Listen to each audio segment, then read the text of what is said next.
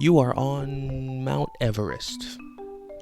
This is the Samsung Q2U, the microphone I'm using right now, and it's a USB microphone, and I love it. It's super easy and quick to set up, and sounds pretty darn clean for what it is. And, well, I turned it USB-C. Why? Well, convenience. The same cable I use for charging the laptop is the same cable I'm going to use to plug in the microphone, and that's really useful. No hub, no extra cable. Let's see how I did it. Welcome to day 3, and I'd be lying if I said I didn't spend several hours looking at USB specifications and modules to solder on a new port. But I eventually had the brilliant idea to take the microphone apart first to see what was going on.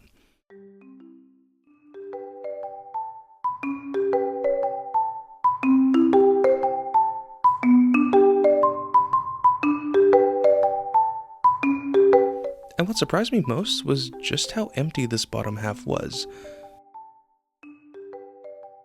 And another thing I noticed was that the USB port was on its own board that was wired in. This made me think that instead of soldering in a new port, I might get away with just putting in a USB adapter instead. I mean, there's enough space. And well, here's a small one I ordered. Now, I did test that the microphone worked with the adapter first before doing everything you're seeing here.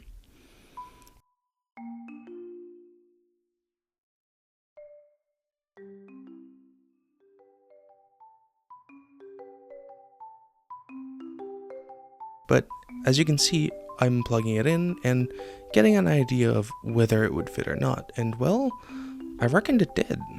Well, I thought it would fit if I did some thinning down. So, sawing the aluminum sheathing first. This is not good technique, by the way. I am using a jeweler's saw there. And, at least wear gloves. Don't do what I'm doing here. Figure out a smarter way of doing this.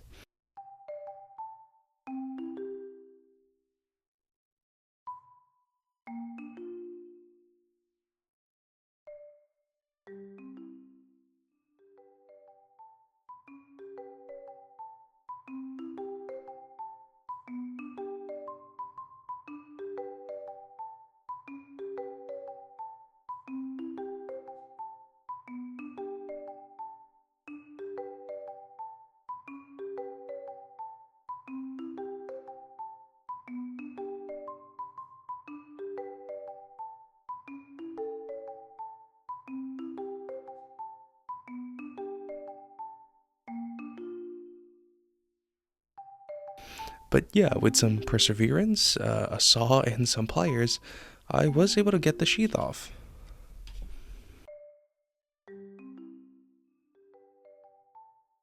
After this, I did a little testing. I noticed that the USB plug would sit almost flush to the adapter, which meant I couldn't just slightly widen the hole. I had to make the adapter sit flush to the bottom of the microphone. I then also tested if the adapter was thin enough with just the aluminum sheath removed, and it looked like it pretty much was, and I could deal with that later. So I got to cutting, and well, more cutting, and a bit more cutting until I felt that I was close enough that I needed to file, and file some more, until I got it right. This was the next day, by the way.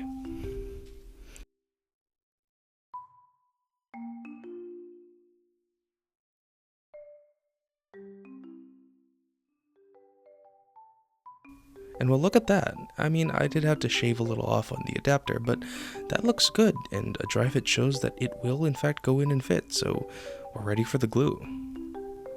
I'm using some sugru, which I keep under the hot sauce in my fridge in case you need some, but I just add it wherever it makes sense. This stuff is basically silicone, so it's non-conductive, and I don't need to worry about that. It does come in different colors too, I just used black here. By the way, I love these spudgers from iFixit. They're just great. I use them for all the projects, anything kind of small or even kind of big. You should get some. They're like $7.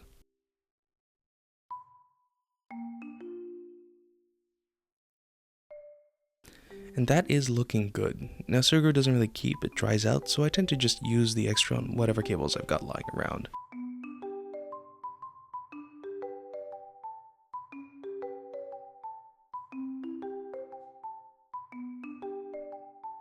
This is actually an adapter for my Apple Pencil, which I never take off, so let's make it a little harder to lose.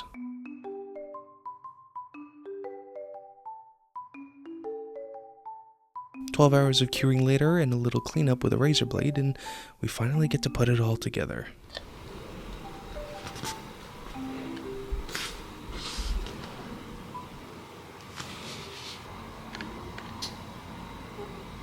Now I'm recording this end sequence is the same as the intro, and it works great. All of the voiceover was done with this microphone as well, and I'm super happy with how it turned out. This is really great. It's clean. It sounds good. I love it. Bye.